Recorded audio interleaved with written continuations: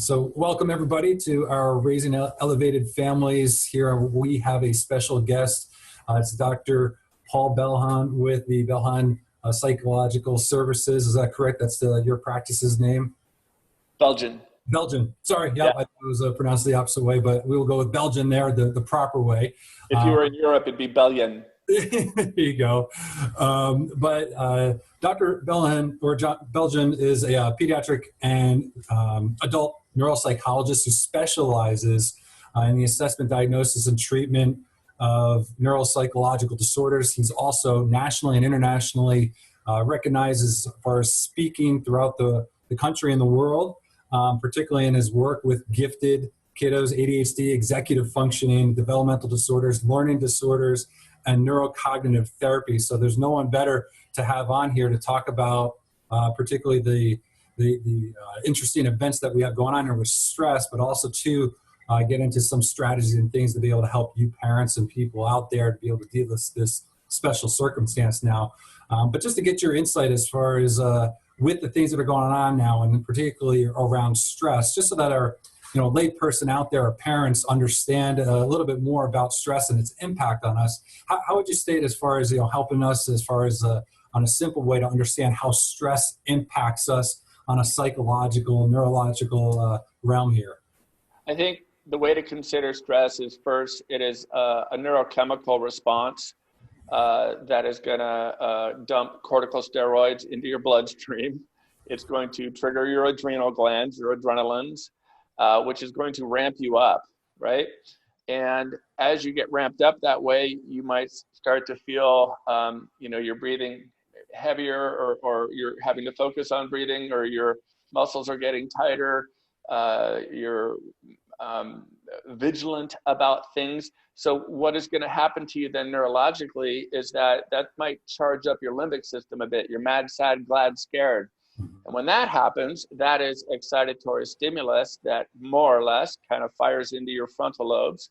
Your frontal lobes then, with too much stress, will take on all this excitatory stimulus.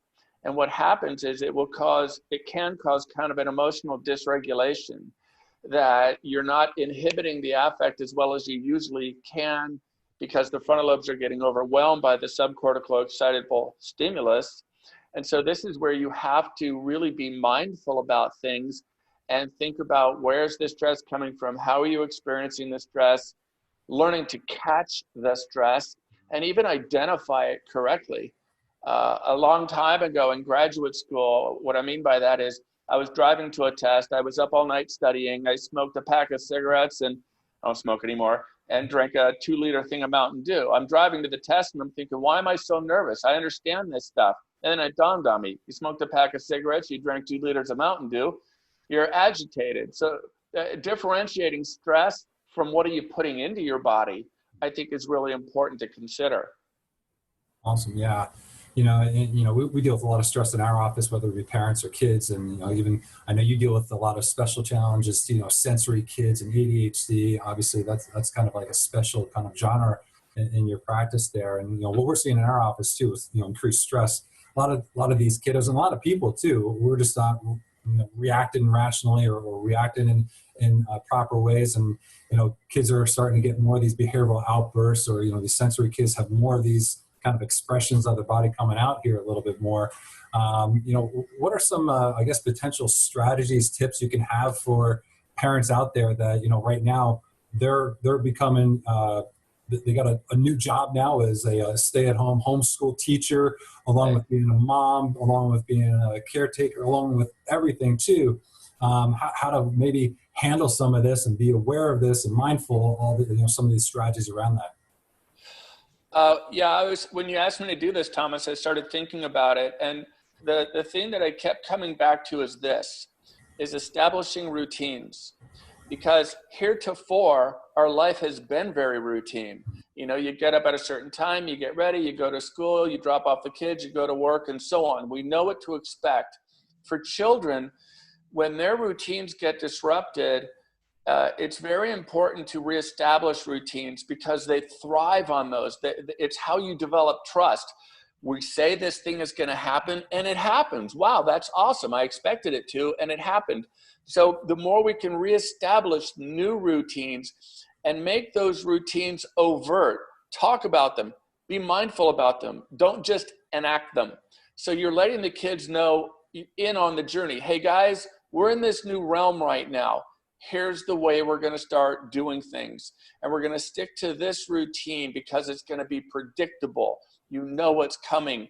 And you can even be very overt about it, that when it happens and you're doing something that you said was going to be in your routine, you say, it's happening. We're doing this part of our routine. You know, we knew what to expect and it's happening. This is great. So you're kind of processing even their feelings for them a little bit. I said it was going to happen and it's happening. We can depend on things. Now, that being said, it takes a lot of mindfulness and planning on the parents' part. You know, a friend of mine years ago said parents shouldn't have a television in their bedroom, because that's the moment when you can lay down and casually talk about what are we doing, how are we doing it, and even kind of thinking about each child. Hey, you did this today. It looked like that worked out really well. I'm going to try that tomorrow.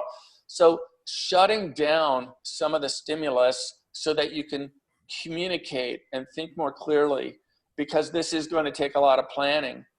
And in terms of shutting down the stimulus, part of what I mean is we have to listen to the news. There's a lot of important stuff happening that we have to know about, but I think we also have to unplug and intentionally calm down, read a book that makes you feel happy, do something that makes you feel happy, get away from all the stimulus.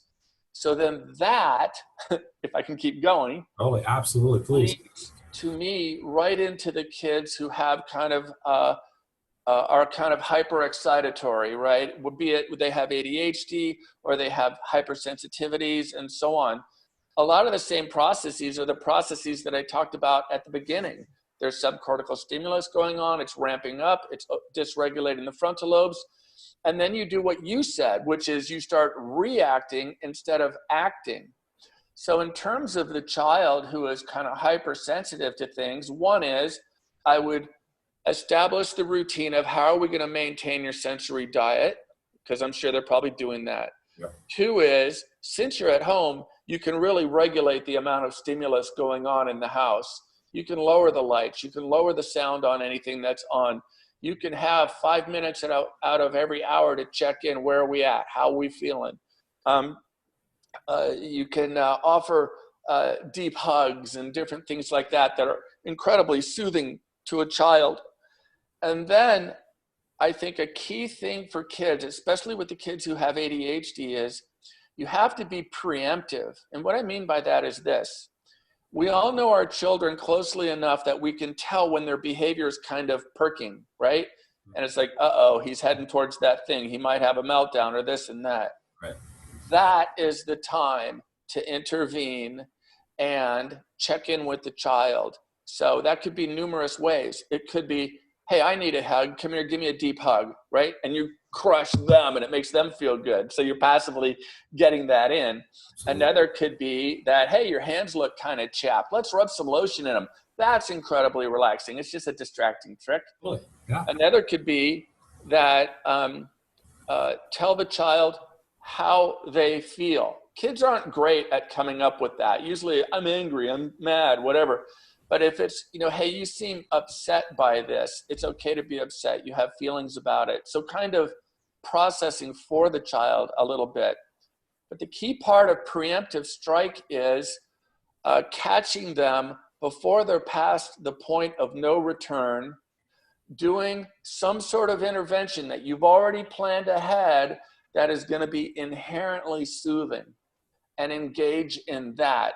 Now, that being said, don't expect that it's going to flip the switch and change everything. It is something that you're chipping away at the stone. You're managing this. You're not fixing this. And I think when you look at management versus fix, you don't set the child up for failure and you don't set yourself up for failure.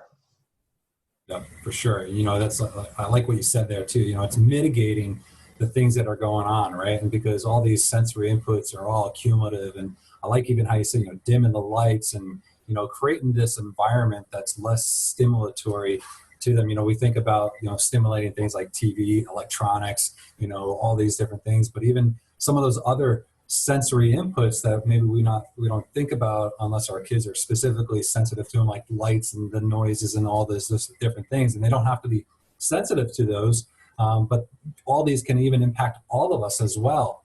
And I like too how you mentioned, kind of like that pre-sleep routine to, get the body more in that state of calm and have more of that thought around that time when we are slowed down, because, when we're in that fight, flight, and survival mode, we can't think rationally, right? So we need to set ourselves up to get that calm, to be more in that parasympathetic, so we can engage that, frontal cortex, right? Get out of the hindbrain and survival and get more into that frontal cortex. And that's why it's so important to be preemptive, to catch them before they get over the top of that roller coaster. And then you're just going to have to ride it out. You want to prevent them from getting to that level is the key. Now, one way I think for parents who have to work at home now, if there are two parents, they're lucky, because you could put a parent in charge. You're in charge for the next hour. I got to get this done. And then let the kids know, hey, dad's in charge right now. Don't bother me. And if you bother me, I'm directing you right back to dad.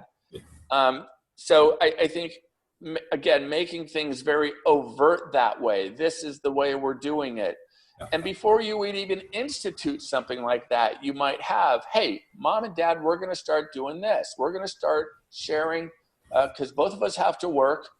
We want to give you attention, but we can't at certain times. So this is how we come up with to deal with this. This is our new routine. Right. So that also would be that parent who's in charge of that hour would also be the one who might have to do discipline or, put limits on things, that sort of thing. Right. Yeah.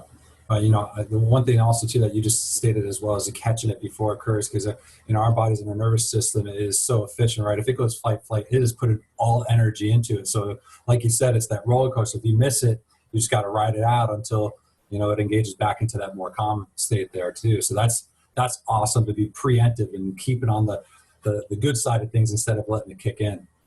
And even pointing out to the child when they've calmed. Yeah. We're calmer now. Reinforce that. We did. So again, that key word is operationalizing things. Yeah. I'm not just doing something and allowing it to happen. I'm doing something and then I'm making notation of it to help us think about the thinking of it. We said we were going to do this. We did it and it worked. Look, you're calm now. So they're like, oh, yeah, I am. So then you can come back with a very empowering statement. Hang on. Yeah. My neighbor's dog is barking. Then you can come back with a very empowering statement of, you're calm now, you did it. That means you can't lose it, and we can do this over and over and over. You have the ability. Look how powerful you are. Like, what do you know? I'm powerful. Right. That's so awesome, because so oftentimes we're like, shooting towards the negative things and what did you do and those sorts of things, but then really focusing in and reinforcing that good response and then giving them that power to be like, yeah, I did do it. And they get boosting up their self-esteem, which again creates more of that calm in them, right? Leads less away from that kind of sympathetic, that gas pedal being stuck in through there. Awesome. Great stuff, Dr. Beljan. I really, really appreciate you coming on. Hey, for those that are out there, what's an easy way for them to get in touch with you and your practice if they, need your services or have any further questions? Right now, what we're offering is a lot of telemed. We're reducing the amount of assessment we do unless it's kind of a critical thing. Sure. So we can be reached at 602-957-7600. My email is paul.beljan, Beljan @gmail. We'll respond to you that way. You can contact us through our website. Just Google Paul Beljan and our website comes up. My office manager, Charity, is fantastic at helping you through what we offer. We have several psychotherapists. Everybody, we've all been discussing how to deal with these things over the last few days. So we're all geared up and ready to go and help people out that way. So many people are going to need it too, because I think as well, a lot of people aren't on the proactive side of things. They're just like dialed in, like you said, you got to disconnect from it. But I think I see a lot of people, being informed, but they're getting involved as well, just kind of hooking into the news and just constantly feeding there, and their stress levels are building. So I think they're going to definitely need your services in the future too. So if anybody does need some services, some help, which we all can benefit from it sometimes in our lives as well, definitely would not hesitate to reaching out to you. And again, Doc, I really, really appreciate coming on, helping, educate our community, helping out, especially during this time, this unique time in our community and in our lives. But I really, really appreciate coming on and doing this for us. It's my pleasure. Thank you for having me. Awesome. Well, thanks everybody for tuning in. Again, if you have any questions, you always reach out to myself or Dr. Beljan right here. We'd love to be able to help out. We both are servants. We love to help serve and give, and that's why we do what we do in each of our practices here in Scottsdale. So until next time, everybody, be elevated.